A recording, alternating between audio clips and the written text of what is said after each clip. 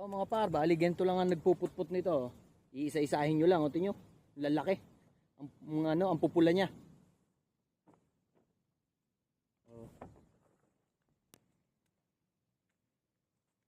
Ganito lang mga par. Simple lang naman mag-harvest ng sili. Tsaka meron pa kayong upuan. Kaya talagang enjoy lang sa sa pag-harvest. Oh.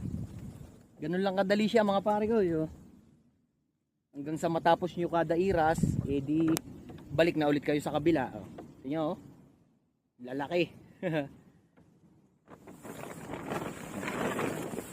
Yan, bali adjust lang tayo ng adjust mga par. Ganun lang ang ginagawa kong pag harvest. Oh. Ayan. Ang dami naman rin kasi talaga. Lalo na pagka lumago pa tong silihan na to, mas malago, mas malaki, mas marami kang haharbisin. Yung mga singit-singit at mga loob-loob talagang tatanggalan mo ba, oh. Yan, oh. Lalaki mga pa. Tapos sinamahan pa ng kulimlim na panahon na mahangin-hangin, kaya yun. Gabi isang na to, araw na to. Sana naman wag uminit tapos wag umulan. Medyo nahambon-hambon mga pa.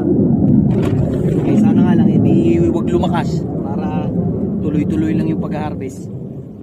Kaya yun mga par, at itutuloy-tuloy ko na itong pag-harvest ko at mamaya ay magbe-break time na, iti makakain muna pagkatapos, tapos ay tuloy na ulit. So God bless sa inyo lahat mga par at ingat kayo dyan palagi. See you na lang tayo dyan sa Pinas at kita-kita sa mga susunod na kabanata.